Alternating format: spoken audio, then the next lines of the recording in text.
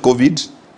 Maybe it's a red card. You see, those are the things that has been making Cameroon actually to sail on. And more so, what I'm talking about is not even the kind of the team they were playing vis-a-vis their players. Yes. The mistake I'm talking about is the silly mistake that they have been making. If you go by how they have been allowing, as in opponents actually to surge into the danger area, it just has been a result of mistakes being done by their fullback twos. And the fullback two I mentioned about Tolo, who is training at the left back, and then if I was a more so, they like surging, and they don't have strength of falling back and making a defense again. Yes. And now they are going to face a little front three. We are talking about the likes of Mamouche. We are talking about the likes of Mohamed, Mustafa Mohamed. And on the other side, we're talking of Salah. This is not a front three that you can just go and maybe try to trade around jokingly. They will punish you.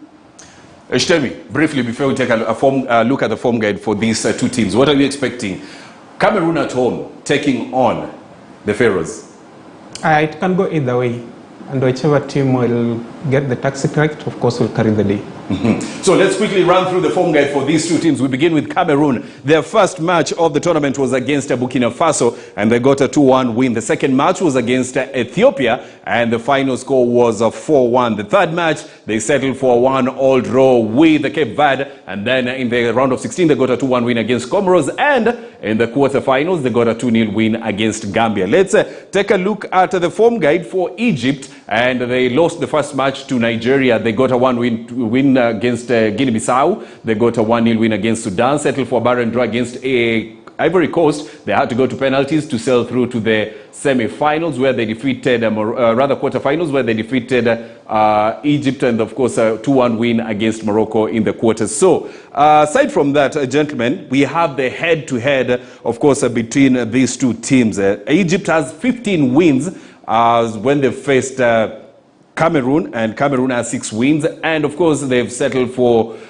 draw 6 times. Gentlemen, I want your input into this. We take a look at the players to watch for this Cameroon side. We begin with you, Shtemi. Of course, all eyes will be on Vincent Abubakar, Karl Toko Ekambi, Castilleto, and of course, without a doubt, Andre Onana. You said he hasn't been tested yet in the tournament. Yeah, that's a fact. And Cedric has said that, of course, the Egyptians front three is very lethal.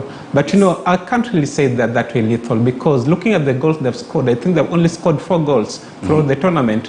That's not the number that any coach would have loved to have his strikers have scored, more so having a top scorer, a quality player in the name of Mo Salah and then Trezeguet. I think right now they should be trending like 7 goals across board. But looking on the other side, on the Cameroonian side, I think that the striking duo of Abubakar and Kolo Ekambi have scored a combined 11 goals. That tells indeed these guys are hungry for goals. But well, all at the same, we look at the strength of the opponents they've been facing. Cedric has alluded to that indeed. The strength, they haven't been that strong. Those teams like Gambia, the likes of Ethiopia, those are not strong teams. Yes. But all said, I feel goals are goals. Whether you score against a minors or score against a mighty, they'll be considered as goals, and they'll count a lot. They'll help your team to progress into the tournament or be eliminated. But going into this game, I'm pretty sure it's not going to be a walk in the park for the Abakari.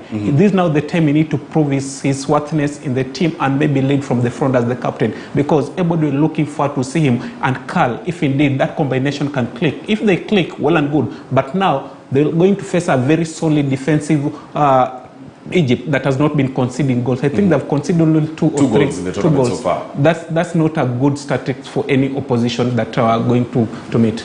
Cedric, of course, for you, we take a look at the players that we expect to star for the Pharaohs. Remember, they've won the Africa Cup of Nations 7 times, a record, and they're seeking an 8th. Mohamed Salah, Mamouche, Mustafa Mohamed. Then you have El Neni in midfield. And in between the sticks, we don't know who's going to start. Is it going to be Sophie, the young goalkeeper, who doesn't have the experience playing in such a tournament? What are you expecting from these guys? You know, the beauty of this battle is that both sides has a very sharp front line, a front line that actually is yearning and hungry for goals. But and again, this battle might also, as we said earlier for the previous battles, might be reduced at the middle. Remember, they have Martin Hangler, who actually has been doing very well, and silently people doesn't know actually what has been doing. But if you go by statistics, that is for Cameroon. Yeah, he has been providing passes, lethal passes, and destroying some of the midfield to create that room for the